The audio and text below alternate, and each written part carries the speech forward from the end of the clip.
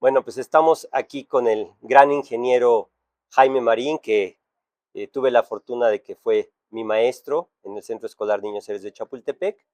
Y bueno, pues con él es recuperar parte de esta historia que hoy tenemos en gran parte olvidada, empezando por muchísimos normalistas jóvenes que desgraciadamente no conocen la gran historia de esta institución que se remonta mucho más allá de 1879, porque si bien la fundación de la Normal es en 1879, la tradición intelectual la podemos trazar definitivamente desde el principios de 1800, una tradición intelectual. Entonces, bueno, ingeniero, pues muchas gracias por Muchas acompañarnos gracias por invitarme, Alejandro. y bueno, pues muy feliz de que podamos reencontrarnos ahora a tantos años de distancia, pero siempre con la intención de recuperar esta historia de muchas instituciones, ¿no? De la Normal Superior, por supuesto, del Benemérito, del Centro Escolar Niños Héroes de Chapultepec y por supuesto de la Gran Normal Superior del Estado de Puebla. Entonces, si quisiera contarnos un poquito sus orígenes, ¿no? ¿De dónde viene usted? ¿Cuándo empezó a estudiar? ¿Y cómo fue este camino bien interesante que ya me contó usted a mí, de cómo se integra a la Normal y sus estudios también con estos profesores del Colegio del Estado, que es verdaderamente fascinante la historia? Pues mira, yo empecé a escuchar de la Escuela Normal Superior desde que estaba yo en el sexto año de primaria, porque mi maestro del sexto año de primaria escuchaba yo que en vacaciones iba a estudiar a la Normal Superior de México, ¿no? Porque no había entonces en el estado Normal Superior, ¿no? Y yo decía, ¿pero qué van a México a estudiar si ya todos lo saben mis maestros? Tuve excelentes maestros y todos egresados del Instituto Normal del Estado, ¿no? Estamos hablando ahí de qué años, maestro, Desde aproximadamente. el 52 empecé yo a escuchar de que se iban a México, a la Normal Superior de México. De No México. existía la de Puebla todavía, ¿no? Y decía, ¿pero qué van a estudiar si ya todos lo saben mis maestros? Yo los encontraba, digamos, ahora sí, todos muy, muy eficientes, y sin embargo se iban en vacaciones a estudiar allá. Cuando llego a Puebla, bueno, fue en el año 57 cuando se inauguró el centro escolar Niños Héroes de Chapultepec. Ahí tuve, digamos, conocimientos de la existencia del Instituto Normal, que entonces se encontraba en el edificio de la 11 Sur. Me interesó mucho saber la historia de la Normal, cómo se había originado esa escuela tan bonita, ¿no? Fue cuando me enteré de que desde el año de 1879 se inicia realmente la fundación del Instituto Normal del Estado por gestiones antes de que fuera gobernador Juan Crisóstomo Bonilla.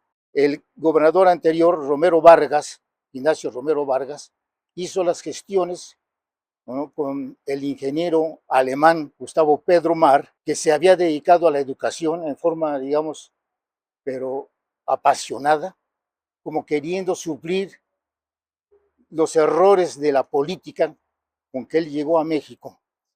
Él era ingeniero militar, ¿no?, ingeniero de artillería, contratado por el gobierno de Napoleón III en Francia para las colonias que tenían en África en aquella época Francia, ¿no? Por ejemplo, Argel, Así es. Marruecos. Pero la ambición de Napoleón III era imponer un gobierno monárquico acá en México, ¿no?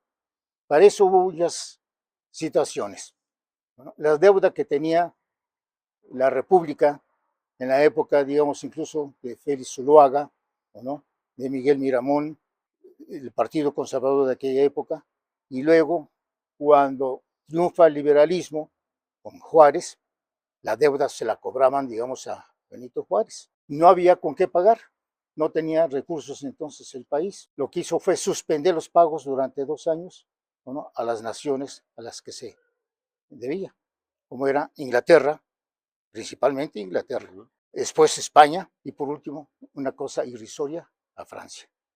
Pero el motivo de Napoleón III era no tanto, digamos, llegar a México y posesionarse de él, sino detener también el avance, digamos, comercial de Estados Unidos, Así es. ¿no?, de Estados Unidos. Entonces, pretexto, pues no le faltó. Se organizaron las tres naciones, Inglaterra, España y Francia, para exigirle a Juárez el pago de la deuda. Como dicen, debo, ¿no? Pero no tengo dinero para pagar. Aquí me pagas porque me pagas. Y antes de llegar a un acuerdo, ya estaban las tropas, tanto españolas, inglesas y francesas, llegando al puerto de Veracruz, debido precisamente al clima tan exagerado de aquella época, digamos, la cosa de los mosquitos, ¿no? Así es, malaria. La malaria y todo eso. Murieron más estando ahí, digamos, sin acción bélica, que todo cuando después fue la batalla del 5 de mayo. ¿No? Entonces avanzaron hasta Jalapa, hasta Tehuacán, a Orizaba, las tropas, digamos ahora sí, de esas naciones, en lo que llegaban en arreglos. Don Benito Juárez designó a don Manuel Doblado ir a tratar con los diplomáticos de estas naciones. Nadie, digamos, pudo convencer al representante francés. Al inglés sí, ¿o no? El español, que era el general, digamos, Prim, comprendió perfectamente bien de la situación, que no se negaba Juárez a pagar la deuda, pero que en ese momento no se tenía. Se retiraron esas tropas, los franceses no quisieron escuchar, ¿no? Es más, el diplomático francés decía, yo firmé los tratados de Córdoba, pero mi firma vale como el papel donde está, digamos, estampada. Y en lugar de regresarse a Veracruz con sus tropas, como se había acordado, si es que no se tenía un arreglo, se declara la guerra y él siguió avanzando. Ya estando en Jalapa, estando en Córdoba, estando en Tehuacán, siguió avanzando en plan de guerra, sobre todo, digamos, por las declaraciones del conde de Lorenzés. Y precisamente este conde de Lorenzés traía entre sus artilleros al ingeniero Gustavo Pedro Mar, Así es. ¿no? Y así siguió avanzando. Ya sabemos todo lo que sucedió de la batalla del 5 de mayo, en fin, que hasta la naturaleza nos favoreció con una granizada, que eso fue lo que casi derrotó, ¿no?, al ejército francés. El ejército francés de aquella época, que tendría unos 6,000 elementos, pero la mejor artillería. Y esos 6,000, decía Lorenzés, que era tal la superioridad de raza, de moral, en fin, de lo que tú quieras, ¿no?, sobre los mexicanos, que en 5 minutos era dueño de México, cosa que no sucedió. Con la derrota que tuvieron aquí el 5 de mayo, les hizo ver que necesitaban un ejército. Vino, digamos, una remesa de unos 30,000 hombres más y sobre todo con más artillería. Zaragoza, como sabemos, desgraciadamente murió a los pocos meses, en septiembre del mismo 62, y toma el mando don Jesús González Ortega. Hace una defensa en Puebla, que fue un calvario 3 meses, que estuvo bombardeada la ciudad de Puebla, casi destruida, y que todavía existen, ¿o no?, cicatrices, como por ejemplo, he visto muchas litografías de la ciudad de Puebla con la torre de la iglesia de San Agustín truncada, ¿no? Dicen es que estuvo fuerte el temblor. Sí, pero de los cañonazos, ¿no? Así es, que nunca ha sido completamente restaurada, ¿No? realmente, que también es como vestigio histórico. Y sí, Maestro, sí. a mí me gustaría regresar entonces, pero ¿cómo usted llega a todo este mundo educativo, académico? Entonces, me interesó ver eso de que Gustavo Pemar se queda en Orizaba cuando se retiran las tropas francesas, ya no quiso regresarse a Europa y como que quiso, digamos, ahora sí, borrar todo lo negativo que tuvo cuando apoyaba al ejército francés y se dedicó a la educación en Orizaba. Y después se trasladó a Puebla junto con un maestro de Zacatlán de apellido Cabrera, Wenceslao Cabrera, que les dio por precisamente abrir una escuela para educadores, para maestros en particular, pero Gustavo Pemar no cobraba un solo centavo. Así es, así es. Se dedicó a la educación realmente y vio la necesidad de formar maestros. Cuando estaba Romero Vargas, ya se le había dado esa encomienda de formar una escuela, digamos, normal. Con la caída del presidente del momento, debido al golpe que dio don Porfirio Díaz, Lerdo de Tejada, que era, digamos, el presidente, también hace que se retire el gobernador de Puebla, Romero Vargas, y ya no se lleva a cabo la formación de la normal. Pero llega como gobernador Juan Crisóstomo Bonilla, ¿no? Y también, muy amigo de Gustavo Pemar, lo invita a que siga con su trabajo de la formación de la normal. Precisamente porque en ese momento, cosa que ahora creo que no hay tanto, los políticos no veían ni facciones, sino sí realmente había un interés sobre la capacidad intelectual de Gustavo Pedro Mar. Así Por es. eso también lo invita, aunque él, digamos, había trabajado un poco con el bando anterior, ¿no? Sí. Pero Gustavo Pedro Mar es reconocido, mejor dicho, por Juan Crisóstomo Bonilla. Así es. Y entonces, efectivamente, lo invita incluso para que fuera el primer director de la escuela normal. Él hace ver que como que lo iban a criticar mucho, que le diera ese puesto Por cuando ser habían sido, además. y además, enemigos políticos Claro. anteriormente, ¿no? Claro. Y que él quería, digamos, que ojalá se olvidara esa acción que había tenido, habiendo participado con el ejército francés. Pero le voy a dar una recomendación de un liberal, de don Guillermo Prieto. Y entonces él es el primer, digamos, ahora sí, director del Instituto Normal. Del Instituto ¿no? Normal. Que nace sin tener edificio, en el edificio que era del Hospicio, de la Reforma y 7 Sur, 7 Norte. Está el Hospicio todavía. Ahí comenzó a laborar unos meses y después trabajó la Escuela de Educadores, que así se llamaba, en una casona anexa al convento de San Jerónimo, en la 2 Norte, que hoy conocemos como la Escuela La Fragua. Ahí trabajó unos años, pero como estaba dividido hombres y mujeres, la Escuela de Educadoras pasó a trabajar en la 5 Oriente, en la 3 Oriente, número 5, entonces se llamaba Calle del Carolino, es la 3 Oriente. Así es. Exactamente frente al costado, digamos ahora sí, del edificio Carolino. Ahí se encuentra todavía esa casona con ella. De ahí, digamos, trabajaron unos cuantos años y se pasaron a la 12 Poniente, a un edificio que le llaman de Ventanas. La calle de Ventanas. La calle de Ventanas. Esquina con la 5 Sur, que era llamada esa calle, calle de Nahualas. De ahí que posteriormente se les pusieran a los estudiantes de la Domar los Nahuales, ¿no? Por la cercanía a la calle de Nahuales. Ahí trabajaron cerca de 30 años, hasta que en el año 1928, se expropió el edificio del Colegio de los Jesuitas, el Colegio del Sagrado Corazón, que se encuentra en la 11 Sur, entre 11 y 13 Poniente. Un edificio bellísimo, además. Ahí pasó, digamos, en el año de 1928, ahí pasamos, hasta que se fundó posteriormente aquí ya esta unidad. Eso fue en los años 70 ya.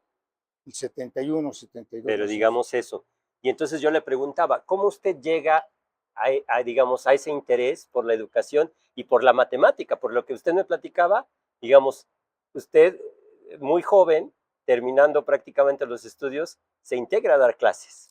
Es que te decía yo que se inaugura el centro escolar en el año 57, cuando terminaba el periodo del gobierno del general Rafael Ávila Camacho. Y entonces se inaugura este centro escolar y muchos de los maestros que trabajaron en mi ciudad natal, Texutlán, en el centro escolar de Texutlán, el maestro Enrique Martínez Márquez, el profesor Rafael Molina Bonilla, el profesor Joaquín Galindo Herrera, ¿no? Nicolás Reyes Alegre también me decía. El profesor Nicolás Reyes Alegre, el entonces capitán Raúl Velasco de Santiago. Todos se vienen a trabajar acá. Ese núcleo es el fundador del Centro Escolar de Texutlán. Sí. Y digamos, todo este núcleo también estaba apoyado por Ávila Camacho. Por Ávila Camacho. ¿No? Y entonces los trae. Para cuando se funda el Centro Escolar de acá de Puebla, yo terminaba mi preparatoria allá en Texutlán. Fui a saludar a mis maestros, y me dice el maestro Martínez Márquez, ¿qué vas a estudiar? Pues voy a entrar a ingeniería. Le dice a la maestra Marina Sentíes, directora de la preparatoria. ¿La maestra Marina también estaba en Texutlán? No. Ah, ok. Ella estaba, ya la conoce acá. Trabajaba en la universidad. Pues a ver, hay que darle una clase aquí de matemáticas. Pero, ¿qué? ¿No puedes? Si ya la cursaste, ya la aprobaste. Pero usted acababa de terminar la prepa. Acabé de terminar la prepa. Y me empezó a interesar así, digamos, la educación, a tal grado que me interesó mucho también conocer la historia del Instituto Normal. Me decía que su primera clase fue con hombres ya muy mayores, con maestros muy mayores. Porque usted entra, entonces, ¿a qué instituto a dar clase? Digamos, cuando entré a trabajar tenía yo 17 años. Ajá, ¿a dónde exactamente? En el centro escolar. En el centro escolar. En la preparatoria, donde ya los alumnos eran de 18 años, 20 más años, grandes que usted. Eran más grandes que yo. Me he encontrado incluso exalumnos que me dicen, no es posible que estemos más viejos que usted. Pues sí, pues es que en realidad así es. Así 2 o 3 años eran mayores que yo. Esa generación, ¿no? Sí fue. Ajá. De ahí que me relacionara yo, digamos, con la maestra Marina Sentíes, que era a su vez directora casi de todas las preparatorias Privadas. privadas del, Colegio el América. América, Esparza. el Humboldt, el Americano, el colegio, digamos, ahora sí, ¿No? América, el colegio La Normal Puebla. La Normal Puebla. Puebla, También era también de privada. religiosas, sí. Empecé a trabajar. Y ahí fue donde precisamente, trabajando en La Normal Puebla, ¿Usted va, por recomendación de la maestra Marina, usted va a La Normal Puebla? Sí. Entonces ahí me dice la directora, que es una religiosa, pero usted no es maestro normalista. Y nos piden, digamos ahora sí, documentos de preparación en la Secretaría Federal. Mandamos con que está usted estudiando una carrera universitaria y no del magisterio. ¿Por qué no se inscribe a la Normal Superior? A la Normal Superior, pero entonces de México, porque en ese momento todavía no había. Ya había. Ah, ok. Estoy hablando, digamos, en el 57, 58. Okay. Fui a la Normal Superior a quererme inscribir y me dice el director, que entonces era el profesor Eutiquio Bermúdez Peñuela. Eutiquio Bermúdez Peñuela. Y ya el examen de admisión ya pasó, ya estamos en clases. Me acompañó el prefecto de ahí de la Normal Superior y le pregunta entonces el director, ¿qué pasó con el maestro de física? No has conseguido, se abre la especialidad de física y no tenemos maestro de física. En la Normal Superior. En la Normal Superior. Ya nos salimos y que le digo al prefecto, si gusta usted, yo puedo impartir la materia de física en lo que consigue el maestro. Y dice, sí. Se regresa de inmediato y le dice al director, ya conseguí maestro de física. Dice, pero si acabas de salir de acá, ¿cómo que ya conseguiste? Dice, sí, aquí el joven dice, estaba yo joven. Que puede. ¿No? Y él pues, digo, sí, pero inscríbame usted. Dice, bueno, ¿para qué quieres estar inscrito aquí en la Normal? Ya le expliqué mi situación. Vamos a hacer una cosa. Voy a dar clase aquí. ¿Puedes entrar ahorita a dar clase de física? En este momento. Sí. Digo, sí, ¿cómo no? Dice, así es. Digo, sí, sí, ¿cómo no? Dice, pero conste que es física superior. Así me dijo, es física superior. Y vas a ver a los alumnos. Cuando entramos al salón, pues los alumnos entre 50 y 60 años, ¿no? Incluso estaba un maestro que no lo puedo olvidar, de Chihuahua, hacía honor a su estado porque era un hombre grandote, ¿verdad? Tanto de estatura como de años, que me dijo, muchachito, ¿tú qué me vas a enseñar a mí de física? O sea, entrando lo reciben así. Así me dice, yo tengo 30 años de impartir la materia, vengo por el papelito que me están exigiendo, porque yo soy maestro de primaria, pero trabajo en una secundaria sin tener un documento que me ampare como maestro de segunda enseñanza. Dice, y por eso vengo a estudiar acá, para adquirir ese documento y se me incremente también mi salario. Pero en fin, te escuchamos. ¿Cuál era el temario en ese momento? Sí, me acuerdo que me lo dijo. Sí, recuerdo que era mecánica analítica de sólidos y era lanzamiento de proyectiles. Yo acababa de ver ese tema cursándolo en la universidad. Entonces se los voy a repetir. Empiezo a platicarles la posición de que debe tener, digamos, el cañón, el ángulo. Un nivel universitario. La inclinación que debe tener el cañón, sabiendo con qué velocidad es disparado el proyectil, a qué distancia va a llegar el proyectil para conocer el alcance máximo y el área de seguridad. Y para eso, cuando hablamos del ángulo, se habla de las funciones trigonométricas, seno, coseno. Dice, a ver, muchachito, dice, yo ya de plano ya me confundiste. Dice, porque estás hablando primero que de las tetas, porque dije, seno de claro. Se designaba con la letra teta, el ángulo de inclinación, claro. Y si luego te vas con los senos, y no, pues cálmale, dice. Bueno, pero ya siguió la clase y el director se quedó escuchando mi clase, que me dice, manda a volar a las monjitas, te quedas con la clase acá. De la Normal Puebla. De la Normal Superior. Sí, que mandaría yo a volar. De la Normal Privada, en la que estaba privada. Usted. Y te quedas acá ya enseñando.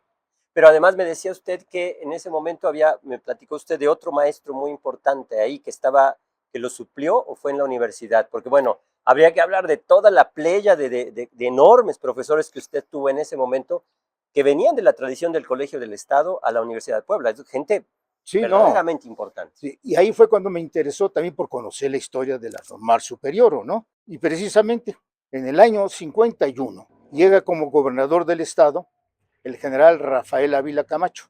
El puesto que tuvo anteriormente era director del Colegio Militar. Entonces sale del Colegio Militar para llegar como gobernador del estado y se trajo a muchos elementos del Colegio Militar. entre ellos a un mayor de caballería, pero que también era académico, el profesor Gilberto Valenzuela Vera. Gilberto Valenzuela Vera, entonces se había formado en el colegio En militar. el colegio. Era el grado de mayor de caballería. Inmediatamente el maestro Valenzuela Vera se pone en contacto con su jefe, el gobernador, y le pide que quiere que se abra normal superior en Puebla.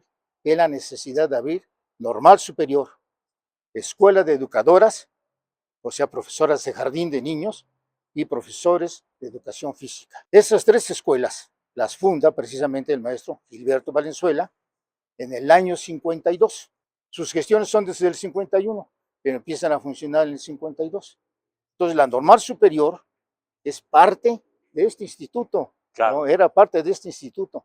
Pero sí hay que, digamos, resaltar la contribución que muchas veces de Gilberto Valenzuela Vera. Él fue el ¿no? Digamos, las gestiones que hizo. Y ¿no? ya traía también ese proyecto. Ya traía ese proyecto. Porque los maestros poblanos tenían que ir a la Ciudad de México en vacaciones.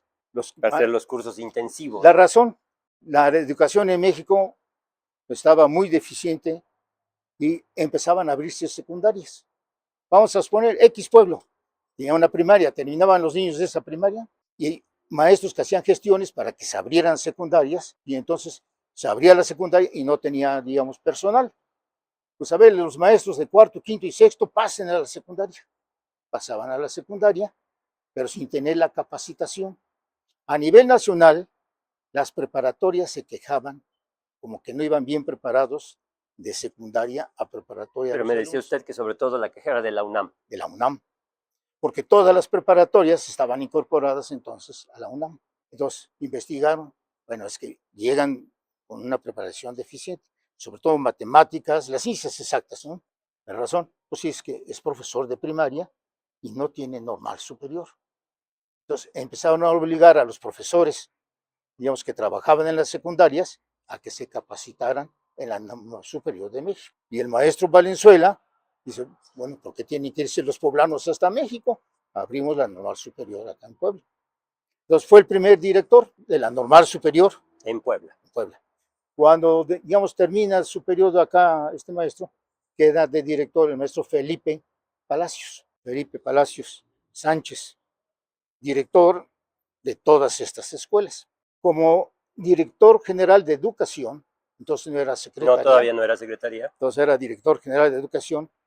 El maestro Gabriel Herrera, bueno, mandó como director de la Normal Superior de Puebla a uno de sus sobrinos, un licenciado joven, campeón de oratoria nacional, Jorge Rubén Huerta Pérez. Era sobrino político porque era sobrino realmente de su esposa. Y ahí empezaron ciertas diferencias entre el director general, Felipe Palacios, y el director de la Normal Superior, bueno, Jorge Rubén Huerta. Eso fue por un lado. Y por otro, que los maestros de la Normal Superior, que fueron, digamos, ahora sí, nombrados todavía por el maestro Gilberto Valenzuela, ninguno de los catedráticos era normalista. Eso me parece muy interesante. Ellos, si quieren tomar agua, es lo que me parece muy interesante. Es decir, todo ese núcleo viene del Colegio del Estado, de la Universidad de Puebla. De la Universidad de Puebla. Solamente uno no era ni normalista ni universitario. Gregorio de Gante me decía. El maestro Gregorio de Gante. Con sus conocimientos no necesitaba instituciones. Él estaba aparte de todo. Aparte de todo. Pero digamos, cuénteme, ese me parece bien interesante. ¿Quiénes fueron los maestros que llegaron ahí de la Universidad de Puebla? Pues, ¿Decía Julio Glockner? Estaba, por ejemplo, el doctor Julio Glockner, el doctor Eduardo Serrano Campillo, ¿no? Estaba el ingeniero Arcadio Medel Marín, el ingeniero Gustavo Urcid Bravo, el licenciado Miguel Marín Hisman. Marín Hisman. Sí, Marín Hisman. Otro licenciado. Bueno, en matemáticas, usted me habló de alguien también muy fuerte de matemática. Ahorita el nombre en la plática ya no lo Germán Martínez Hidalgo. Germán Martínez Hidalgo. Germán Martínez Hidalgo, otro maestro así excelente en matemáticas y en lo que le preguntaran, Rafael García García, con lo que él estudió, digamos, ahora sí físico matemático. Carlos M. Ibarra también. El licenciado en historia, digamos, Carlos María Ibarra. Carlos María Ibarra. Carlos María Ibarra. Bueno, excelentes maestros, todos universitarios. Te digo, el único que no, pero ¿quién le llegaba a don Gregorio de Gante?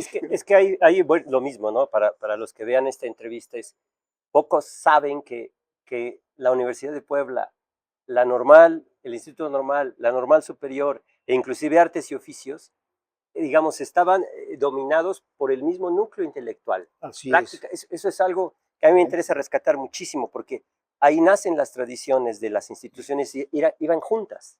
Y en el año 62 se inauguró una escuela en los terrenos del que fue Centro Escolar Aquiles Cerdán, en la 13 Sur, ¿no? 13 Sur, entre la 27 y la 23, ¿no? Era muy grande, digamos. Lo que hoy es el Parque de las Ninfas, ¿no? Que le dicen. Parque de las Ninfas, está la Escuela Venustiano Carranza, está el Hospital Universitario, sí, y la Escuela Primaria Hermano Cerdán. Y ahí fue donde se trasladó la normal superior para separarla del Instituto Normal, porque se decía que los catedráticos y los alumnos de normal superior ya eran mayores y además de política de izquierda, contaminaban a los jovencitos. Eso es súper interesante. Sí. A ver, eso platíquenos un poco más despacio. El estudiante digamos, de educación primaria, ¿o no? O de educadoras, pues eran jovencitos de 14, 15 años, ¿no? A los 18. En cambio, los de la normal superior ya eran maestros en ejercicio y también metidos muchos en política. Y que traían toda, digamos, la tradición de la Universidad de Puebla. Exactamente. Y la ideología. Y los estudiantes pues eran catedráticos, eran normalistas, ¿no? Pero ya también muchos metidos en política. Y de izquierda, ¿no? Como que decía el maestro, que en paz descanse, Palacios, están contaminando a los niños de normal primaria. Entonces, qué mejor que se sepan. Digamos, esa es una de las razones por las que urgía, estamos hablando en el 62 más o menos. El 61. 61. 61. Se termina de construir esta escuela de hermanos Cerdán, se utilizaba en la mañana por primaria, quedaba el edificio, digamos, desocupado, y entonces la normal superior trabajaba en las tardes por eso. Empezó a trabajar en las tardes, la normal superior. Como ya director independiente del Instituto Normal, a Jorge Rubén Huerta, ¿no? Ahí empieza. Y en ese año también se fundan los llamados cursos intensivos. ¿Por qué? Porque se dan cuenta de que había mucho maestro que trabajaba en secundarias, siendo maestros de primaria, que al estar aquí en la ciudad podían asistir a los cursos llamados ordinarios. Pero de las poblaciones circunvecinas o de los municipios más separados, solamente podían ir en vacaciones a México. Entonces también se abren cursos intensivos para que estos maestros que no podían asistir normalmente acudieran en vacaciones. Le llamaban entonces los cursos infernales porque eran en invierno, invernales. Bueno, entonces eran en los meses de diciembre y enero. También eso es importante para la gente que nos vea, ¿no? Es decir, era completamente diferente el periodo vacacional, ¿no? Exactamente. Es decir, se trabajaba de enero a noviembre. De febrero a noviembre. De febrero a noviembre. De febrero a continuo. Noviembre. Entonces, diciembre y enero eran vacaciones, las vacaciones mayores. Entonces, eran los cursos llamados intensivos. Pero digamos, no había esa interrupción como ahora a medio año. No. Y era todo el ciclo lectivo, todo el año prácticamente. Sí, propiamente ya para las fechas del 20 de noviembre, que se hacía siempre un desfile, ¿no? Y si no, aquí en Puebla el 18, el desfile deportivo, ya eran vacaciones, era periodo de vacaciones. Y precisamente el centro escolar empezaron a llamar circo escolar, porque en su primer desfile del 18 de noviembre del 57, los maestros de educación física del centro escolar salieron con cámara elástica, con trapecios, con argollas, haciendo sus ejercicios. No faltó algún gritoncito, parecen cirqueros, y se quedó por eso lo del circo escolar. Claro, que también era como esta cuestión que tiene mucho que ver con el nacimiento de la Escuela de Educación Física, es decir, que le interesaba mucho a todo este núcleo de militares, ¿no? Militares. Es decir, el cuidado del cuerpo y no solamente la parte intelectual. Ya te digo, el maestro Valenzuela pues era mayor de caballería. Los prefectos, digamos, de disciplina de los centros escolares, todos fueron militares. Todos fueron militares en un momento dado. Tenemos el ejemplo. El más conocido, pero no el único. Raúl Velasco de Santiago. En todos los centros escolares había un militar, ¿no? Para impartir educación física. eran proyectos además muy cuidados y muy cercanos a los gobernadores. Sí. Y el gobernador, que había sido director del colegio militar, pues con más razón. Conocía Sí, también ese plantel y a quién mandaba, sí. ¿no?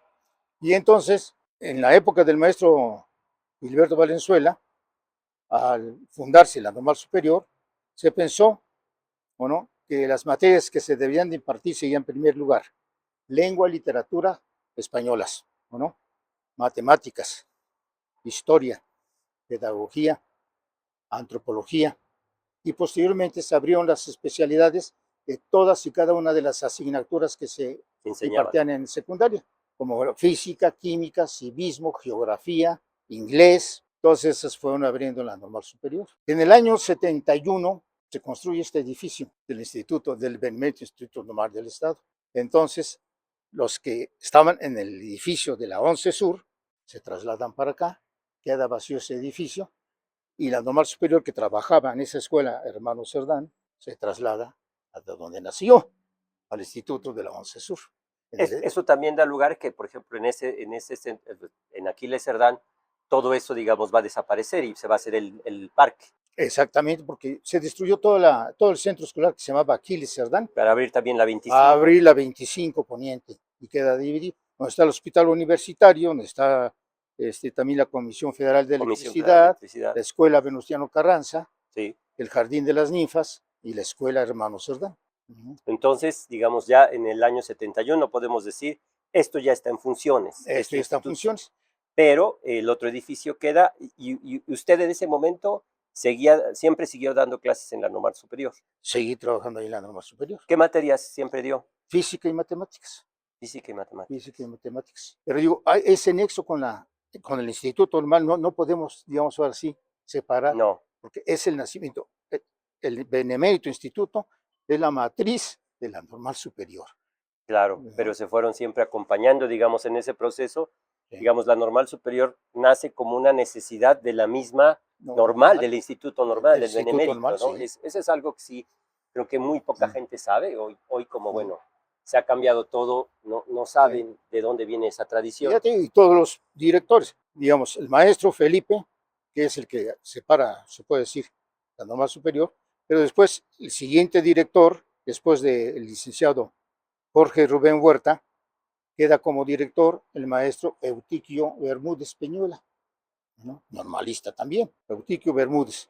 ¿No? Después del maestro Eutiquio Bermúdez, llega como director el profesor Baraquiel Alatriste. El profesor que también había sido, le digo, director de aquí. Baraquiel Alatriste, él estuvo nada más un año en el 68. Después del maestro Baraquiel Alatriste, el maestro José Ángel Fabre Baños. Bueno, aquí también estamos rescatando su bibliografía, ahora un enorme también. También le gustó investigar mucho sobre sí, muy fuerte, sobre la historia de la educación, digamos. ¿Él estuvo, Fabre, entonces, en qué años? Fabre estuvo, digamos, en el 69-70. Después de él estuvo como director Germán Martínez Hidalgo. También, ¿no?, otro gigante. Estuvo 71-72. En el 73 estuvo el profesor Cándido Rodríguez Miranda. Estuvo un año. Después estuvo comisionado también nada más un año el profesor José Luis Gagiola Aguilar, en el año 74. A partir del año 75 fue nombrado el profesor Roberto Montiel Pérez. Del año 75 al 78, digamos 98. Del 75 al 23 años. Sí. Desgraciadamente él le dio una embolia cerebral, ya no pudo, digamos, estar con sus funciones. A partir de entonces me nombraron a mí, que yo había estado fungiendo como secretario, ¿no?, digamos, subdirector secretario. ¿Desde qué año tuvo Del año, cargo? digamos, ahora sí, del 98 hasta el 2008. Pero digamos, usted trabaja muy cercanamente con Roberto Montiel. Bastante. Digamos, ahora sí, muy buenos amigos fuimos siempre, ¿no? Y en el aspecto del trabajo, pues estábamos como que nos entendíamos a la perfección. Ya lo dijo el subdirector, así se hace. O ya lo dijo, así se hace. Nunca hubo una contradicción entre él y... Me contaba usted una historia bien importante para Puebla, de hecho ya la comenté con otros amigos historiadores, que es este movimiento al que se enfrentan ustedes por parte de estudiantes, sobre todo de la región de Chiapas, dentro de la Normal Superior en Puebla, que querían Era, cerrarla. era Chiapas y era, digamos, Oaxaca, ¿no? Chiapas y Oaxaca. Estaban muy politizados, incluso a nivel nacional. ¿Es en 74 o 70? No, más. A partir de 75, cuando empezamos nosotros, ¿no? Pero, digamos, el gobernador de entonces, el doctor Alfredo Toski, con mucha paciencia, escuchó las peticiones de todos, porque hacían peticiones queriendo tener, pues, que becas, o no, que no se cobraran las inscripciones, en fin, muchas canonjías. Cierran Palacio de Gobierno, me decía, ¿no? Cerraron la avenida Reforma desde el Paseo Bravo, ¿o no? Sí. Hasta las 7 de Sur. Hicieron plantón. Para que no pudiera entrar. Dice que el gobernador ni salía, el gobernador del Palacio de Gobierno. Estaba como secretario el maestro Enrique Martínez. Secretario General de Gobierno del Gobierno del Estado, Enrique Martínez Márquez. No, ya secretario de Educación. Ok, ya secretario fue secretario de Educación. Y entonces nos manda a traer, ¿qué pasa? ¿Cómo no nominan ustedes a sus estudiantes? ¿O no? A ustedes ya los manda a traer, a Roberto Montiel y a usted. Entonces, pues, se les va a citar en el Palacio de Gobierno, quiere escucharlos el gobernador. Muy paciente el doctor Toski, muy paciente. Los que quepan, todos sentaditos ahí, tranquilos, quiero escuchar cuáles son sus peticiones. Ya, a ver, maestro, ¿de dónde viene usted? Que Chiapas, correcto. Su nombre de usted, anotaba. ¿En qué escuela trabaja? En fin. ¿Ellos trabajaban en Chiapas o trabajaban en Puebla? En Chiapas. Ya, todos en Chiapas. Chiapas. Ya iba escuchando sus peticiones, se anotaba. Uno por uno, terminó pacientemente, bueno, he escuchado todas las peticiones que me han hecho. El gobierno del estado de Puebla no puede satisfacer todas, pero tengo los nombres de ustedes, sus ubicaciones, yo con mucho gusto voy a intervenir ante sus gobernadores para que les conceda lo que me están pidiendo a mí. Maestro Enrique Martínez, nosotros no necesitamos tener estos problemas de Chiapas ni de, digamos, de Oaxaca. Así que cierre usted la normal superior de cursos intensivos. La escuela normal superior es para resolver los problemas del Estado, no de otras entidades. Así que se cierra esta escuela. Se cierra esta escuela. Nosotros no necesitamos ustedes. Que somos una fuente de economía que venimos, digamos, aquí a Puebla. No. Tampoco los comerciantes de Puebla necesitan de ustedes. ¿No? Con ustedes o sin ustedes, los comerciantes siguen igual. Así que pues, se cierra esa escuela.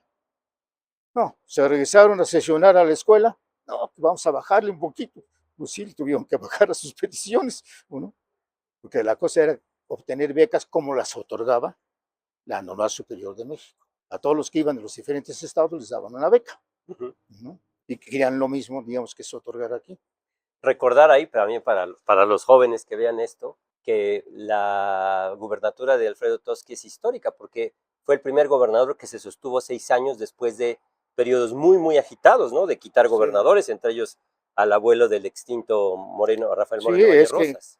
Todo, yo recuerdo, ¿no? En el año 63, 64 se elaboró lo que se llama la ley orgánica de la institución, de la Normal Superior, y precisamente la otorgó el gobernador Antonio Nava Castillo, que duró nada más 63 al 64. Luego vino ya el ingeniero Aarón Merino Fernández.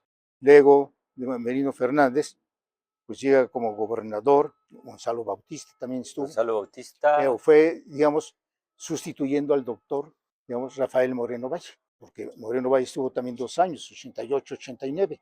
68, 69. 68, 69. Y luego, digamos, llega Gonzalo Bautista, que también no tardó más que año y medio. Que todo esto, esta inestabilidad, por ejemplo, era también parte de la efervescencia política de la propia universidad, ¿no? Entonces me imagino que este problema que pocos conocen, que se suscitó en la Normal Superior, era un problema muy delicado porque, digamos, se podían juntar, o seguramente se juntaban, ¿no?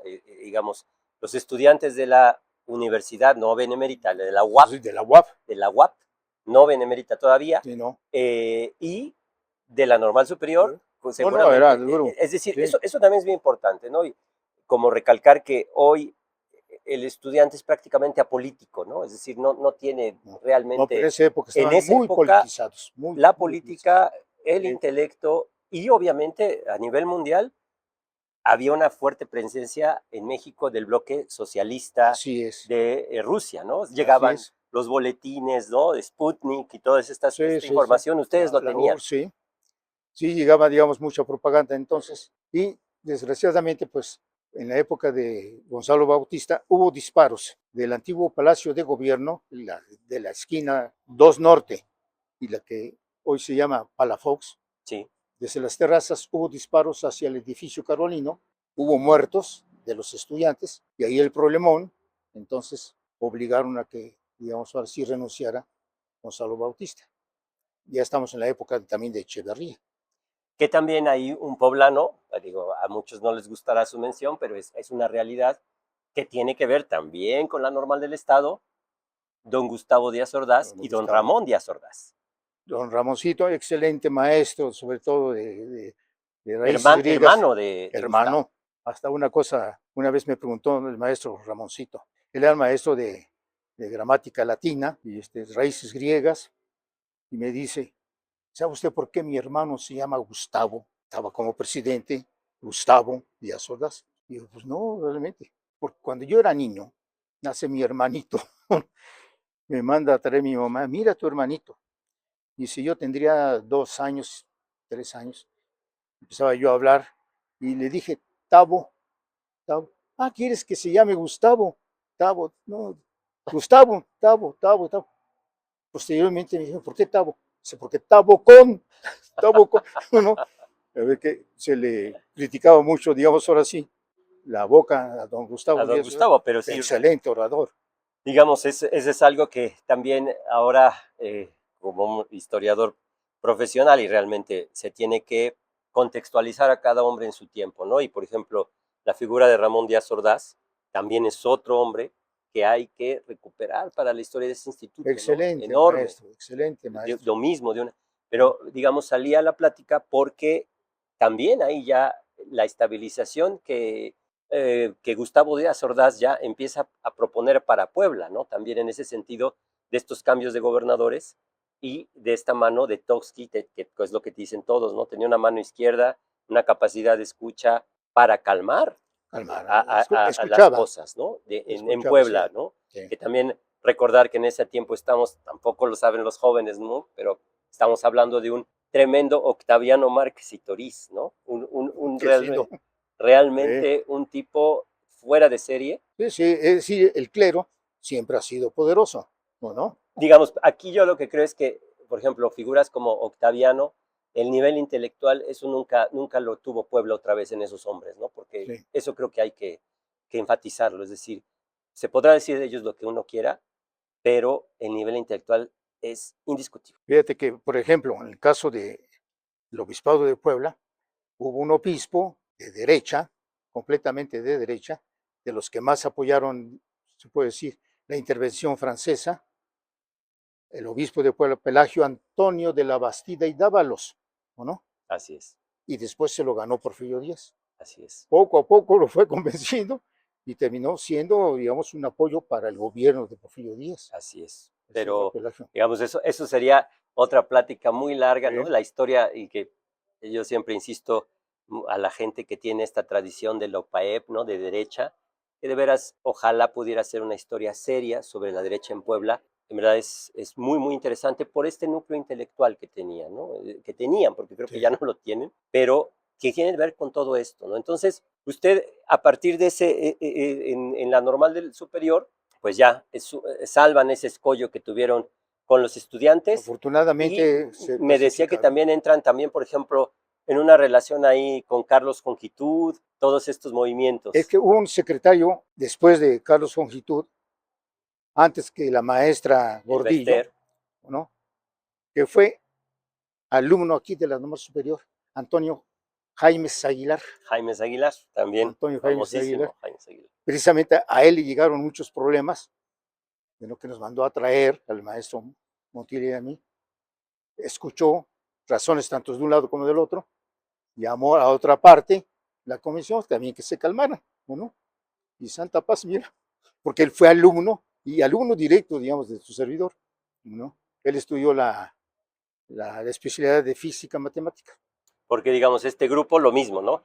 Ahora sí que quería la cabeza de ustedes, ¿no? Sí. Y llegan con él. Para cambiar, digamos, ahora sí, directo, porque ya teníamos muchos años. Y Jaimes Aguilar dice, pues, sí los conozco, ¿no? Yo los conozco. Fueron mis maestros. Dice, bueno, si los acusan de corruptos, entonces sí. Díganme qué cosas han robado. Así les dijo. Si es eso, inmediatamente. Lo mismo el maestro Martínez Márquez, ¿no? ¿No? Si yo me encargo de que salgan, pero así. Pero señálenme qué cosas han robado. Sí estamos hablando, digamos, también en ese momento, por ejemplo, de un sindicato del CENTE, del Sindicato Nacional de Trabajadores de la Educación, que tenía un poder inmenso, ¿no? Completamente. Inmenso, inmenso, Sí, inmenso, sí. ¿no? Es decir, un órgano del Estado que verdaderamente podía desestabilizar gobiernos de los Sí, estados. de los estados. Precisamente, ese grupo de Chiapas y de Oaxaca son los que originaron la famosa coordinadora, ¿no? La Coordinadora Sí, Nacional de Trabajadores de la sí. Educación, claro, pero Entonces fue estaban muy, muy politizados estos compañeros. Llegaban aquí a Puebla, aquí hacían sus sesiones, parece que estaban en sus pueblos, que estaban en su estado. Aquí congregaban a muchos elementos de allá de sus estados, cosa que no podían hacer allá, hacían acá. claro, Ese es su, claro, y que también en ese sentido, en- viéndolo de otro enfoque, habla bien de Puebla porque, digamos, permitía esa discusión abierta y que en otros lugares no era posible, ¿no? Entonces, a tal grado era su política que la mesa directiva estudiantil no tenían acceso los maestros poblanos. Tenían que ser Oaxaca o Chiapas.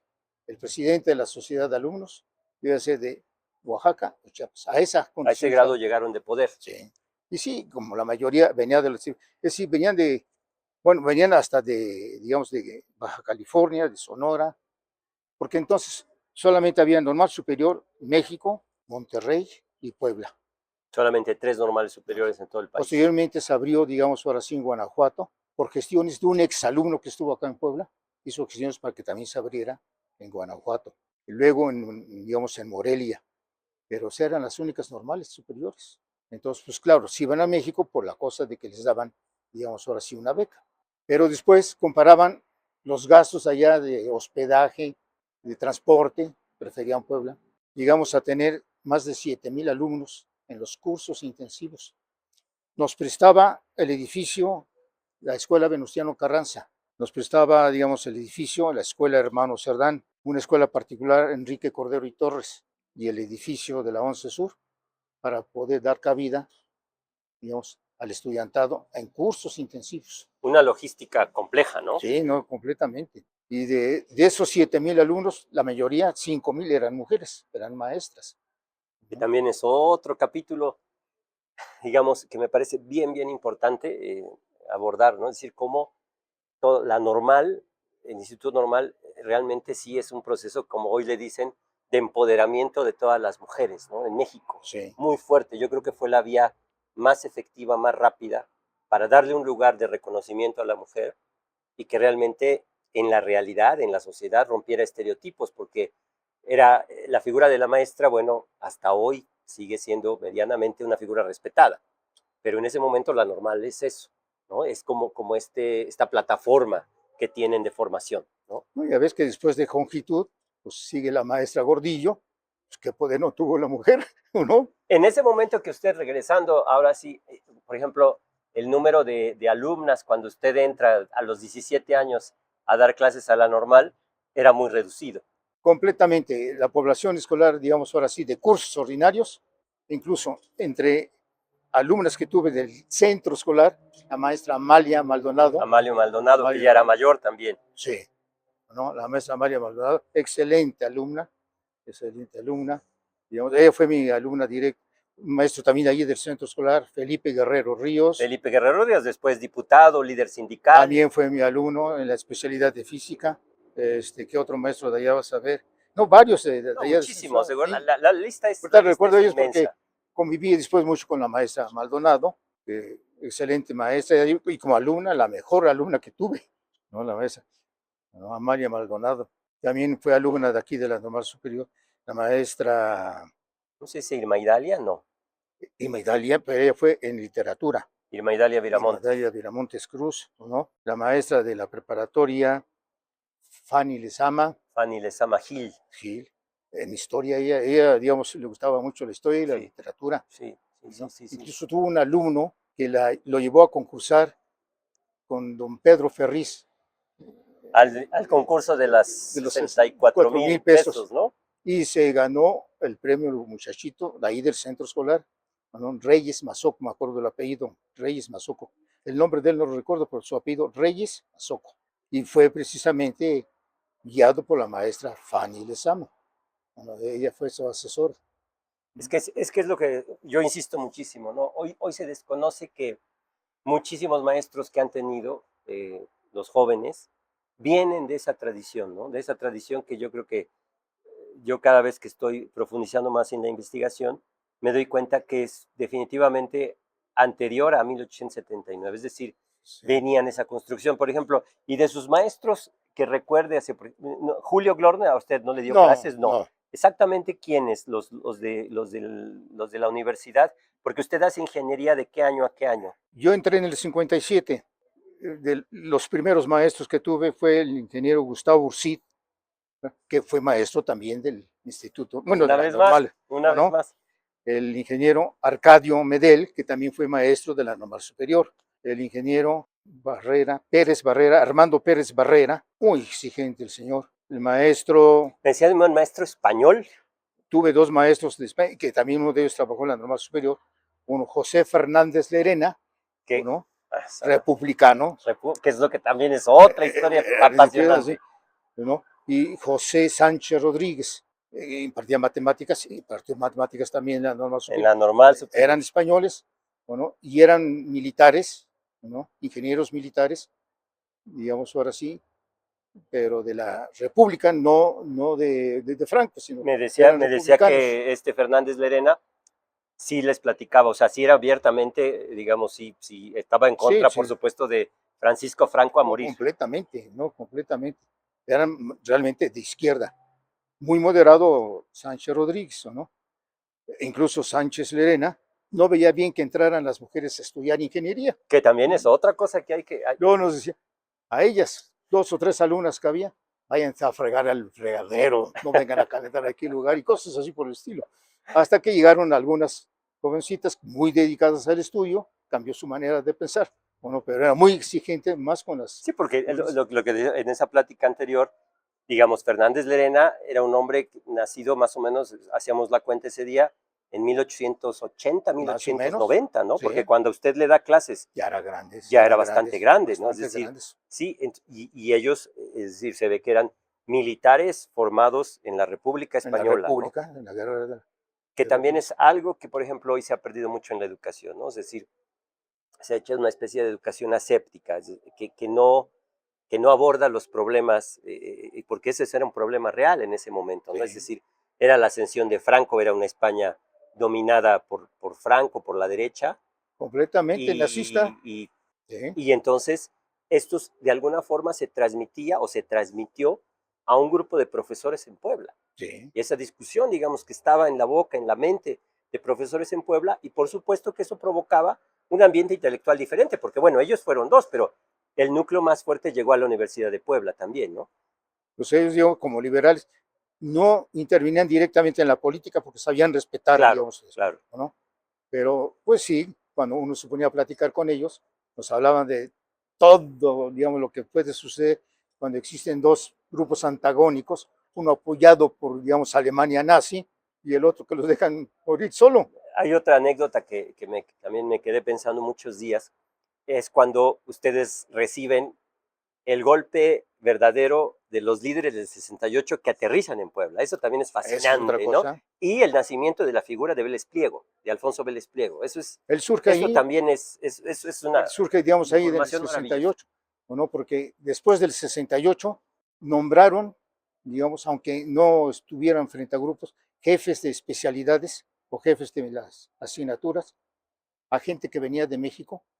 No sabemos si era del Politécnico o si eran realmente de la UNAM, y les dan tiempos completos y eran los jefes de asignatura.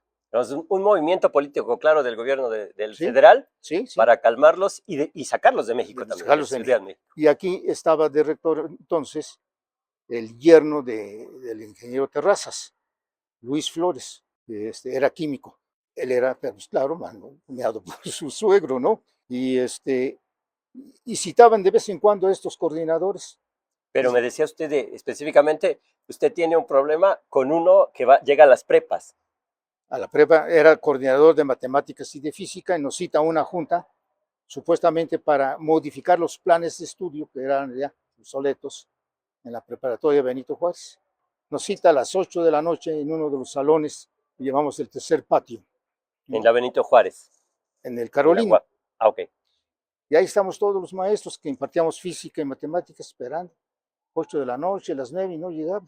Va llegando, todavía hizo así el papelito grasoso de las chalupas, se limpió su pantalón, ¿no? Buenas noches. Y empezó a hablar que se debían de cambiar los planes de estudio que se tenían en la preparatoria, ¿no? Porque ya eran completamente obsoletos. Que lo que se debía de enseñar era menos matemáticas, menos física, menos química, porque entre más tontos, pero lo dijo con otras palabras, más fuertes, entre más tontos salieran los alumnos, más se le perjudicaba al capitalismo yanqui, ¿no? Ok, no, Así eso es... porque estamos preparando gente para el capitalismo yanqui. Lo que se debe enseñar, sacó su libro, el libro rojo de Mao. Mao Zedong. El libro rojo de Mao Zedong. Y por ahí estaba una hojita del periódico La Voz de Puebla que salía antes. Y en una columnita decía, Castro pugna por una superación académica en la Universidad de La Habana. Fidel Castro. Entonces, ¿qué le digo, compañero? ¿Fidel Castro es comunista o capitalista? No, desde luego que es comunista. Fíjate. Y pugna por una superación académica. En cambio, tú, que dices que eres comunista, pero mira tus cigarros, ¿o no? Mapleton, tu encendedor Ronson. Digo, la cosa que estés divorciado del agua y del jabón no implica que seas comunista. Ah, porque me dijo, ¿no? Y tú, Catrincito de corbata, ¿no? Digo, tú porque estás divorciado. Pues al otro día cuando llego a trabajar, trabajaba yo todavía ahí en la prepa Benito Juárez, me dice el prefecto, ya no venga usted, lo andan ahí cazando, le van a dar una paliza. ¿Sí? Y yo, ¿pero qué? Por lo que le dijo usted al coordinador. Y dice, ya fue usted acusado ante el Consejo de Honor y Justicia. Uy. Y dicen que lo pongan quietecito. Y yo, ya le platiqué, y de todas maneras, hay gente que lo va a suavizar. No, pues ya que me retiro de ahí. Y en la noche estaba un grupito de muchachos, te platicaba yo jugando. Me decía, pero que cascarita. usted llegando a su casa. Sí, yo usted llegando a su propia casa. Sí. Y estaban ahí frente a la casa jugando, es una cascarita. Cuando oí que dijeron, este es este, sí, este, y que me rodean. Y entonces uno de ellos, no, es mi maestro. Era yo su maestro, ¿o no? En la prepa. Y él era el encargado de ese grupo. Y si yo no sabía que era usted la que íbamos a justiciar. No, dice, no se presente usted ya a la preparatoria, porque le van a dar su buena paliza. Me dejó renunciar a la preparatoria. Digamos que entonces estamos hablando ahí básicamente de esa historia que ya muy pocos conocen también, de los famosos porros de la UAP. Los porros, sí. Que digamos que son grupos realmente creados básicamente desde el poder para poner quietos a todo lo que se opusiera claro. a la política central Sí. en ese momento. Y luego que el rector, que llegó después de Flores, un licenciado, ahorita se me olvidó el apellido, dejó de pagarnos a los maestros universitarios 8 meses. 8 meses. Y decían, pues pasen ahí a la pagaduría, hagan un vale por 50 o 100 pesos que les den los... Pagaduría del gobierno del Estado, me dice usted. De la tesorería. La razón, no nos han mandado subsidio el gobierno del Estado. Entonces, precisamente, Vélez Pliego, el maestro Aguirre Beltrán. Sí. Enrique Aguirre Beltrán, excelente maestro. Aguirre Beltrán, él, Jaime Ornelas, lo conociste. Pues no, pues vamos a ir a ver al gobernador. Y el gobernador era entonces Moreno Valle. Nos recibió, me escuchó, con que se le debe a la universidad. Manden a traer al tesorero, ya llegó el tesorero, ¿no? ¿Cuánto se le debe de subsidio a la Universidad Autónoma de Puebla? Nada, señor, pues al corriente. Argumenta que se le deben, digamos, 8 meses, que por eso no les paga a los maestros.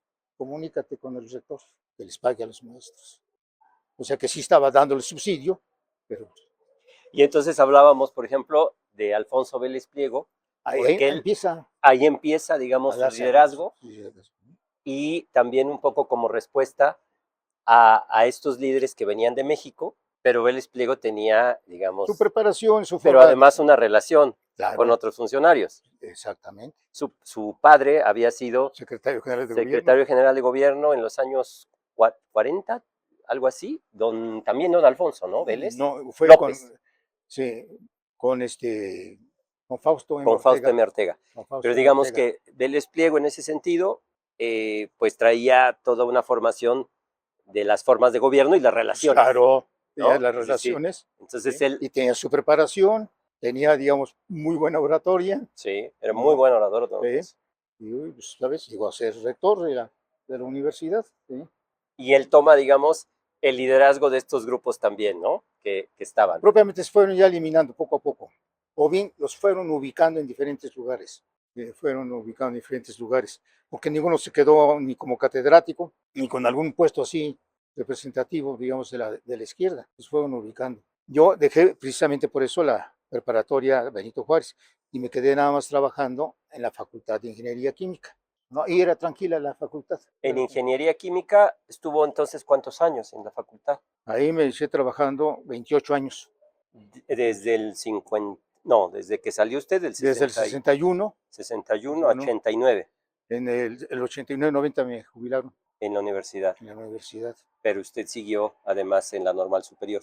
En la normal superior fue donde más trabajé. Ahí sí fue donde más trabajé. 48 años, más o menos. Trabajé siempre muy a gusto. Claro, son maestros, conocen también ya sus responsabilidades, van porque desean estudiar y después ya empezaron a entrar muchos jóvenes porque podían entrar jóvenes con el grado de bachiller y hacían un año de nivelación pedagógica, porque de acuerdo con la ley orgánica de la normal superior, podían ingresar profesores de primaria para hacer una especialidad o bachilleres y hacían un año que se llamaba de nivelación pedagógica para equiparar, digamos, normal primaria. A la maestra Olvera Graciela, que también fue excelente maestra de acá, ¿no? ¿Otra vez? Sí, también trabajó y fue campeona de oratoria también ella. Otra maestra también así muy distinguida por sus conocimientos, la maestra Fenocchio Furlong, Amapola Fenocchio Amapola, Furlong, con que ahora muchos también premios. estamos en eso rescatando. Afortunadamente sus hijas están Amapola, muy interesadas, ¿sí? Amapola Fenocchio Furlong, ¿no? Que además era gente, maestro, que digo, la normal era una de sus actividades, Sí. pero realmente, por ejemplo, hablando de Amapola Fenocchio, ella se movía en muchos lugares, Ah, no, inclusive en el políticos, por en periodismo, el periodismo, poesía, es sí, decir, sí. lo mismo, ¿no? Es Seguido decir, hacía invitaciones de personajes así, buenos escritores en su casa. Su esposo también fue excelente maestro de la universidad, el maestro Esparza. Esparza Soriano, Antonio Esparza Soriano. Entonces, también, él, otra maestra, excelente maestra también. Digo, no, si con los ojos cerrados puedes Es señalar, que, y Agustina García Pajares, eh, Agustina García Pajares, una excelente maestra también ahí de la normal superior, y también trabajó en el BINE. es que es Digo, lo que es le un digo, anexo, eso es, no podemos separar la normal superior del BINE, es que que sí, es la matriz, aquí es la de matriz. repente me pusieron un comentario en redes, dice, no, es que no tiene nada que ver el BINE con la normal superior. Y No, bueno, ¿cómo por no? eso sí es importante que rescatemos esto, que difundamos El esto. instituto es la matriz de todas estas, Así es, ¿no? pero le digo, y además esta relación que se conoce muy poco y que no me canso de enfatizar entre la universidad, el Colegio del Estado, lo que fue, ¿Sí? porque eso es, desde antes de que se llamara universidad, el Colegio del El Colegio Estado del Estado, y la normal del Estado del de Estado. Puebla iban de la Caminaban mano, los, eran el ya mismo te digo, núcleo. cuando se funda la normal superior, el maestro Valenciano Boé invitó puro catedrático universitario. No hubo maestro normalista, fíjate lo que son las cosas. No hubo maestro normalista porque no tenían el grado, digamos ahora sí, de maestro de enseñanza media. Así es, ¿Mm? que digamos que también eso, bueno, a lo mejor, y quizá también Valenzuela Vera, porque quería un poco el nivel más alto, ¿no? Pero las primeras generaciones egresadas de la normal superior, de maestros normalistas, también llegaron a ser catedráticos del, de la del, normal de la superior, normal superior. Es decir, ¿no? claro, es que sí, eso sí, Bueno, precisamente de las primeras alumnas fue la maestra Fenocchio, alumnas de la normal de la superior, normal superior, que ya ¿no? estudió literatura. Literatura. Estaba también la maestra García Pajares, la maestra Irma Idalia Irma Viramontes, que Idalia Viramonte, te sí, claro, recuerdas, claro, claro, ¿no? claro, claro. También fue catedrática de la normal superior, Muchísimas, bueno, sí, es así que mi señora madre también, digo, no fue catedrática, pero pero también también estudió, sí, se formó en cómo el grado de no, historia en la normal superior. sí. Entonces sí, yo creo que eso es bien importante recargar. Me contaba usted una anécdota muy graciosa en esa plática que tuvimos anterior sobre Gregorio de Gante, ¿no? Ah, Bueno, que era el tipo realmente, fíjese que, por ejemplo, fue uno de los, poca gente lo sabe, pero fue uno de los pocos interesados en la biblioteca palafoxiana y él hace un catálogo, no completo, pero sí era el mejor intento de un catálogo general que lo hizo en 1947 sobre la Biblioteca Palafoxiana. Es decir, el tipo era realmente un nivel muy alto intelectual. Él trabajó muchos años ahí en la normal superior, pero me lo jubilaban, imagínate, con el equivalente a 3 horas, un nombramiento de No, 3 horas. no le reconocían su... No, a muchos les llegaban, digamos, nombramientos y a él no. Las razones, quién sabe. Hasta que me dice, me proponen la dirección de la biblioteca palafoxiana. Entonces ya no voy a poder venir a dar clases. Dice, de esa manera, el gobernador Merino Fernández. Dice que fue mi alumno. De Gregorio Gante. Dice, me va a compensar porque nunca me llega ningún nombramiento. Digamos, aquí no puedo crecer, yo no sé por qué razones. Dice, y allí me van a dar un tiempo completo para que a ver si algo logro yo, digamos, para mi jubilación. Para la jubilación. Excelentes trabajos digamos, de poesía. Enormes, Es que en el teatro principal existe una poesía en azulejos. Piropos al rebozo se llama esa poesía. Es que es otro pendiente, maestro, que tiene que hacer este instituto. O sea, finalmente, no, porque también es enorme lo que dio Gregorio de Gante al normalismo, sí. Es inmenso, ¿no? Sí. Y él precisamente decía, bueno, yo no soy ni universitario ni normalista, pero fui soldado de la revolución. Él sí peleó. Él sí, pues dice, aquí está todavía la herencia a mi pierna, me quedó herido. Quedó herido. ¿No? Y quedó, digamos, marcado para toda su vida, por eso es que renegaba. Una maestra de allá también del centro escolar, Mercedes Cabrera Maldonado. Sí. Siempre andaba con los apuntes. El apodo que le pusieron allá en el centro escolar fue la torera, porque llegaba caminando, digamos, muy garbosita, la torera. Pero en la normal superior le decían la faraona. Pregunté al grupo de literatura, ¿por qué le dicen a la maestra de la faraona? Ay, oiga usted, es que ella saca sus apuntes, ¿no?, que parecen papiros de Egipto, ¿no?, que son los apuntes de su maestro Gregorio de Gante. Dice, se basa en lo que le dictaba el maestro Gregorio, cuando fue alumna del maestro Gregorio de Gante. Dice, ya parecen papiros, dice, de Egipto. Dice, por eso le pusimos la faraona. Que bueno, para los jóvenes, pues, digamos, simplemente explicar que todo eso, lo que hoy se está retomando en estudios de investigación muy, muy altos, es que tiene que ver con una cultura escrita, es decir, no era ir a la fotocopiadora o al escáner, no, entonces, es que implicaba, y hoy los neuropsicólogos lo están, digamos, ya demostrando científicamente, que hay una relación de aprendizaje entre la escritura a mano y la mejor enseñanza, ¿no? Fíjate que ponerte a copiar algo, escribir, ya es doble lectura, tanto del libro como lo que vas escribiendo. Así es, pero eso hay que decirlo hoy en 2025, que por ejemplo el proyecto en Dinamarca digital ha fracasado completamente, ¿no? Ellos lo pusieron hace 30 años y simplemente vieron como las capacidades de lectoescritura bajaron,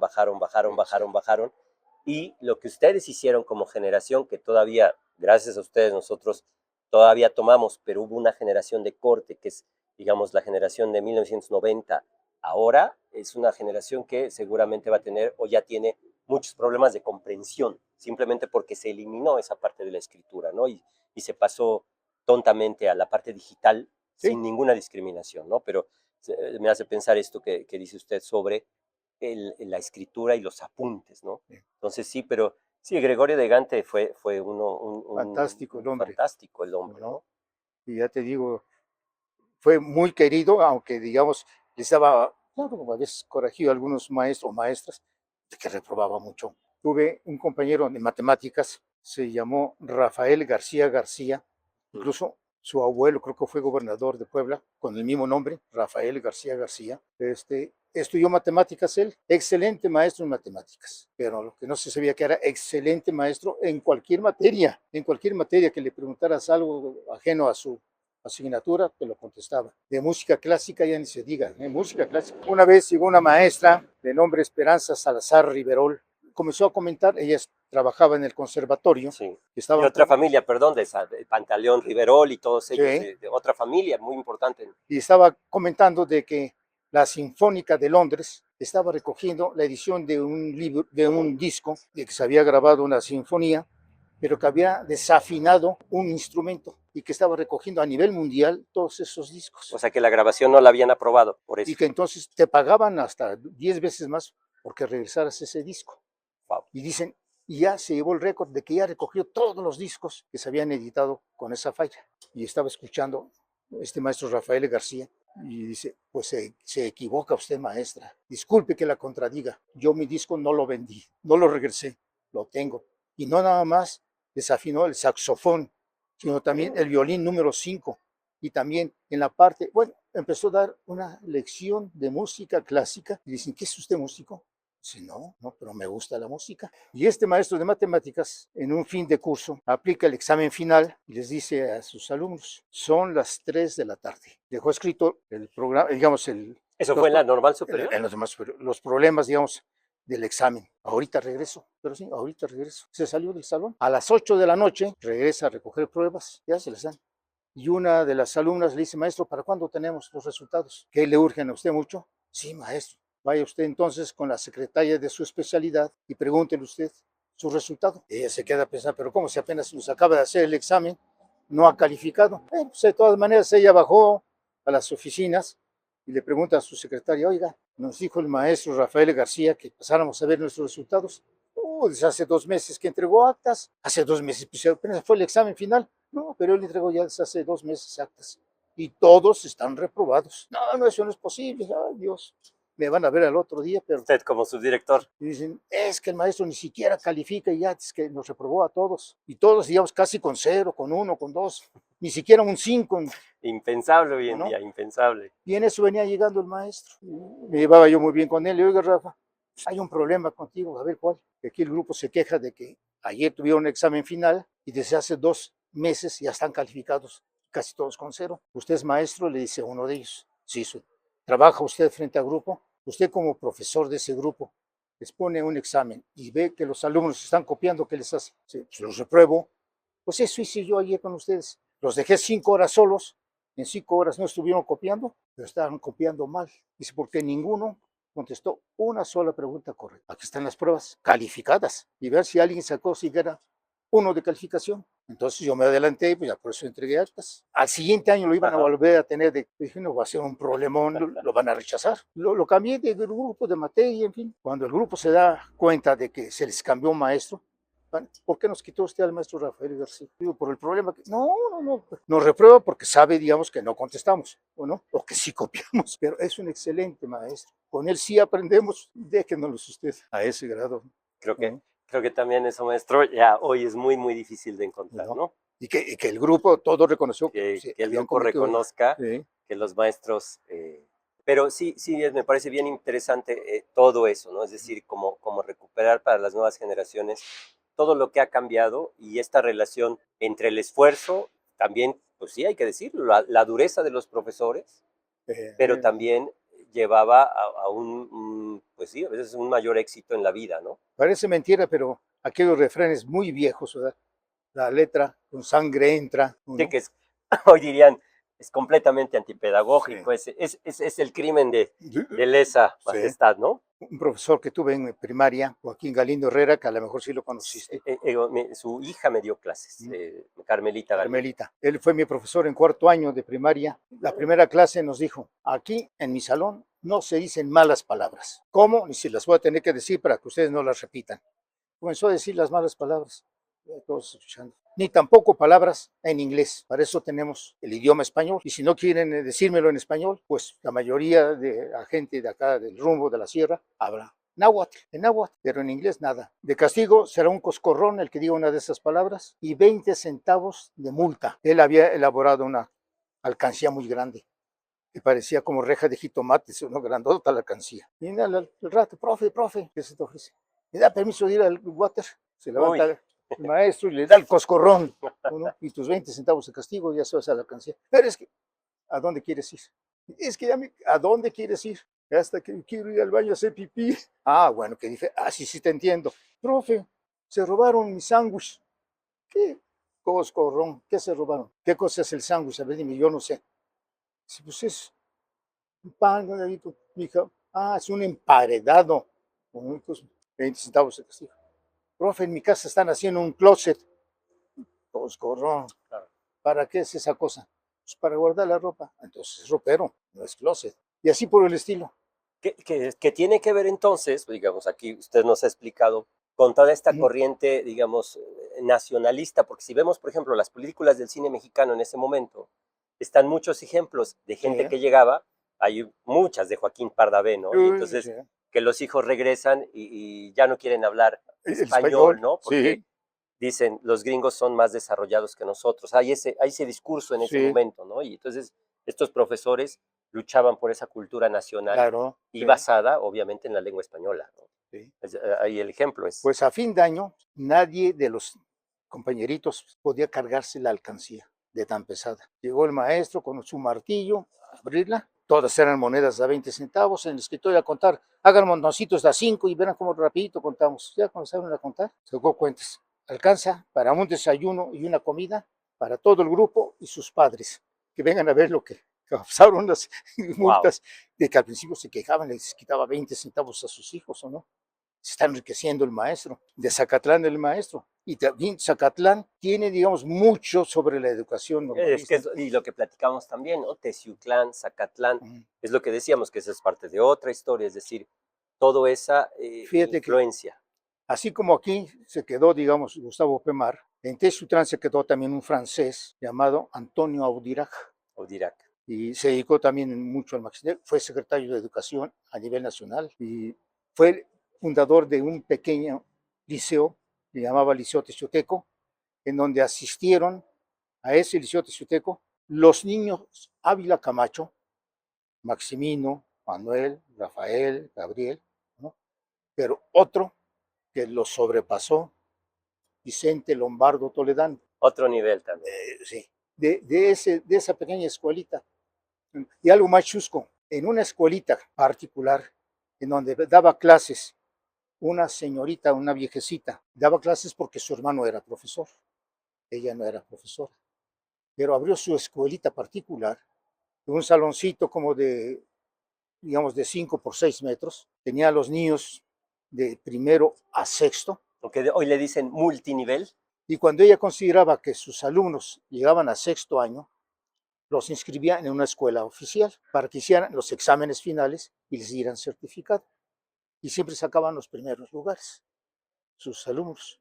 Y ella no era maestra, ¿no? Sino por amor, como dicen, al arte. Y tuvo algunos alumnos, digamos, destacados. En el año 85, cuando el terremoto, se encontraba en el Hotel Regis un señor que a lo mejor lo conociste, Amado Yaguno Mayaudón. no, Youdon, Entonces estaba como diputado, sí.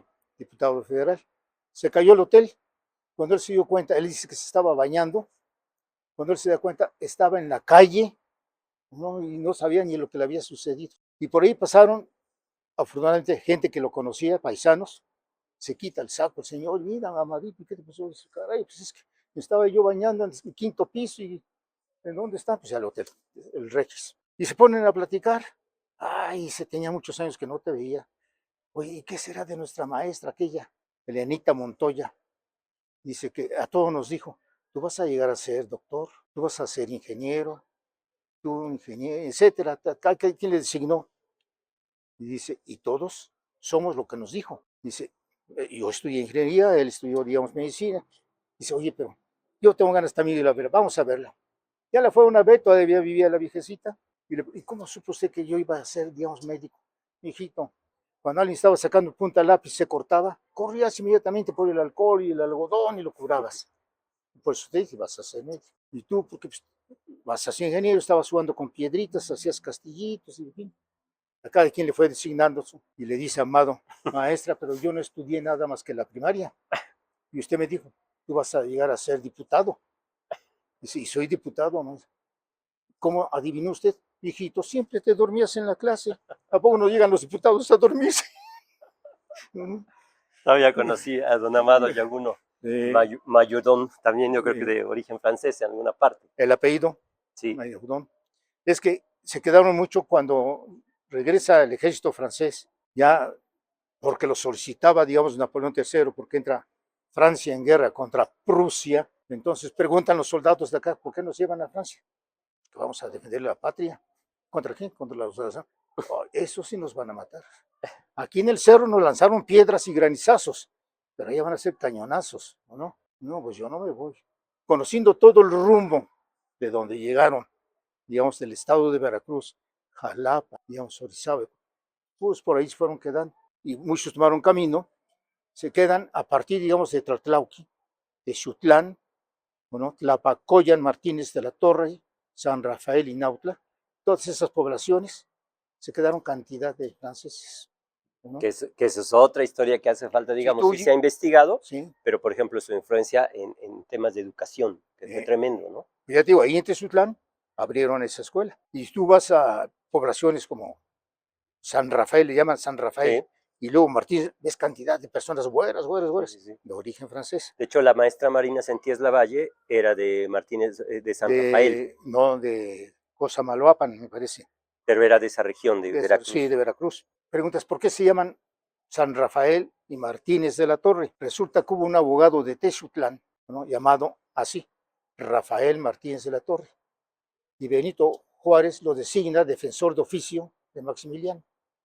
Y lo defendió, siendo Martínez de la Torre liberal, lo defendió como si fuera su hermano. Porque era una cuestión de ¿No? derecho. Y entonces los franceses que supieron de eso quedaron muy agradecidos con Rafael Martínez de la Torre. Y al quedarse en aquellos lugares, como entonces no había habitantes y ellos fueron los primeros habitantes, hicieron sus colonias, y les llamaban colonias francesas. A una le pusieron el nombre de Rafael y a la otra el apellido Martínez de la Torre. Pues maestro, o sea, yo creo que aquí lo que pueden ver, los que nos van a ver, seguramente habrá otra porque nos quedamos sobre muchos temas, ¿no? Vamos a analizar esta entrevista. Yo creo que tenemos que profundizar, pero yo creo que una de las cosas más impresionantes de usted, de su entrevista, primero es su prodigiosa memoria, verdaderamente es ejemplar para todos No, los que queramos, digamos, así llegar y con esta memoria. Pero otro es algo que también me interesa mucho difundir, que es este conocimiento que ya habíamos hablado aquí con otro doctor, Zenobio Popoca, de este perfil que usted ha demostrado en esta entrevista más, digamos, enciclopédico, que es hoy el mundo se trata de especializar, especializar, especializar, inclusive, por supuesto, en temas de educación, y es muy despreciado este saber como enciclopédico. Y usted sabe que el saber de historia, el saber de literatura, el saber de música es esencial para los chicos. No hay manera de interesarlos, no solamente en la educación, sino en la propia vida, si uno no es capaz de transmitir mucho más allá de la materia que uno domina, ¿no? En su sí, caso, claro. usted es especialista en física y matemática, pero lo que ha dejado claro esta entrevista es que usted tiene conocimientos amplios sobre la historia de México y sobre la cultura universal. Eso creo que es un valor que se va a quedar en la entrevista, sobre todo para los nuevos normalistas, que tienen que ser interesados, que tienen que saber de muchas cosas y que tienen que estar leyendo, informándose y para así transmitir esa curiosidad por el saber del conocimiento, ¿no?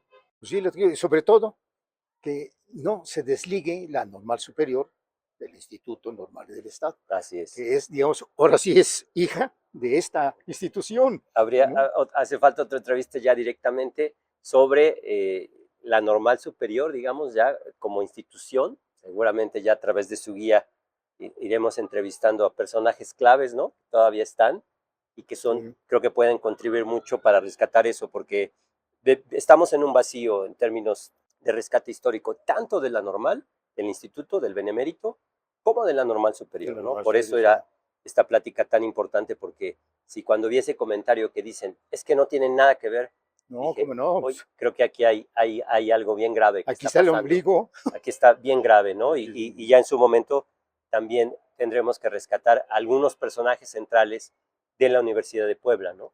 claro. Que traía la tradición, insisto mucho, en el Colegio del Estado, todos estos, ¿no? Este maestro Isunza, por ejemplo, que es una figura también importantísima, que primero está en la normal y después está 16 años en el Colegio del Estado, Ujú.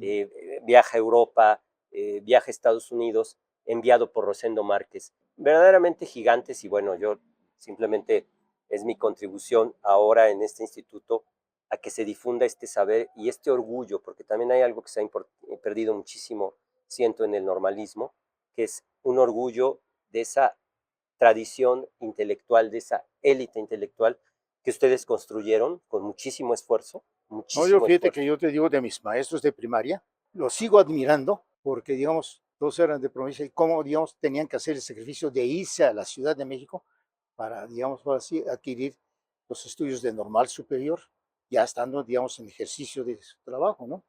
Para poder trabajar en secundarias. Y yo decía, pero ¿cómo si ya saben todos mis maestros, no? Cada vez te das cuenta que no sabe uno nada, ¿no? Pero, Así, pero sí, gente que tiene una formación básica muy, ¿eh? muy fuerte, ¿no? Eso ya también analizaremos en un momento dado, ¿no? La formación básica de antes contra la Exactamente. formación básica de Sí, no, ahora no, hay no, un mundo de diferencia, no.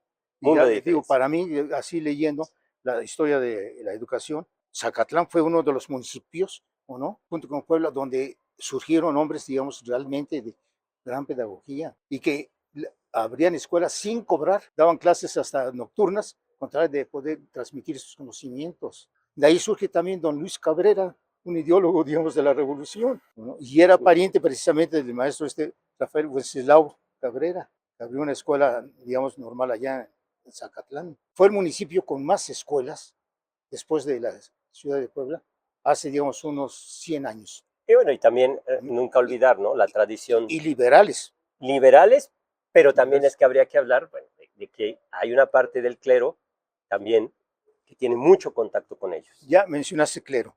El padre de este señor, pues Lau Cabrera, ¿o no? Era sacerdote. El padre Cabrera, ¿o no?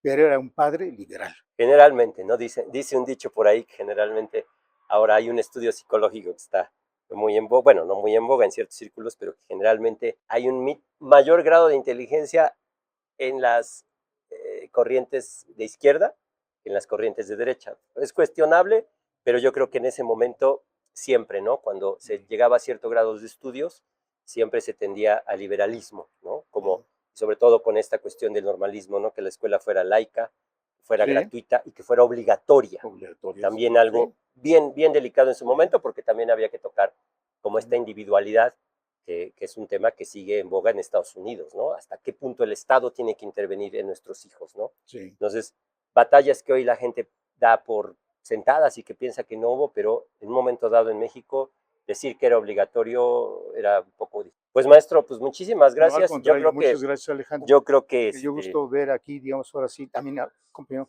el profe Chicotenca, que tenía Chicotenca, el años que arroyo, no lo Parra. veía yo. También trabajó en la normal superior una temporadita y llevaba yo muy bien con su hermano, Toño, que decíamos Toño Moños. Siempre andaba con corbatitas de moño. Así Bueno, es, así es, ahorita le así es. preguntaba yo por él. No, digo, mi abuelo fue maestro rural, mi abuelo En la paterno, región de en Cuetzalan, en Cuetzalan. en Cuetzalan, ¿sí? Y perseguido, digamos ahora sí, por la iglesia, en la época de la guerra cristera. Es que ese es otro capítulo, por eso Sí, digo que va a ser otra porque, digamos, hay que recordar, ¿no? Hay estudios de Guy Thompson, por ejemplo, el historiador inglés, sobre todo el origen liberal durísimo de la sí, Sierra Norte de Puebla. sí, Durísimo, ¿no? Y que de ahí viene también el núcleo de Juan Crisóstomo Bonilla, de los cuatro Juanes ahora que dicen, pero es otro filón, ¿no? sí, porque olvidan a Juan Galindo, ¿verdad? Así es, Juan Francisco. así Me es. acuerdo de una anécdota de Juan Francisco Lucas. Dan la orden a un coronel, el nombre de este coronel se me olvidó, que se fuera a poner a las órdenes del general Juan Francisco Lucas. ¿Y a dónde se encuentra? Se encuentra en Zacapuastla. Usted allá pregunta por él, le dan, llega natural a caballo, no voy a preguntar, ve a una persona sentada ahí en la banqueta, se baja, oye, por favor pase a mi caballo que viene, digamos, sudando. Sí, señor. Entra al portalito, perdón, ¿dónde puedo encontrar al general Juan Francisco Lucas? Pregunta con otro. Oiga, ¿dónde puedo encontrar? Dice, pues es al que le dio usted órdenes de que ande paseando su caballo, a ese guarachudo. Pues ese guarachudo es el general Juan Francisco Lucas. Señor general, discúlpeme usted, ¿no? ¿Por qué? ¿No? Pues el caballo necesitaba que se le paseara. Así es. Así de sencillo y humilde. El general fue Francisco Lucas, de esa zona precisamente de Zacapuastla. Y de ahí los tres Juanes de esa zona. Por eso que le ¿No? digo eso. Sería otra entrevista ya directamente sobre esos orígenes, ¿no? Que son tan interesantes que también ya muy poca gente lo sabe. Pero todo eso quedó de alguna forma herencia en esta institución, ¿no? Sí, Por eso es la fuerza y la trascendencia de instituciones como la Normal del Estado, que para sí, mí evidentemente es la cuna de la educación liberal en así Puebla, es, ¿no? así es. Realmente Y aquí sigue es siendo un semillero, la etcétera. materialización del proyecto de Juárez, aquí Sí, está. sí.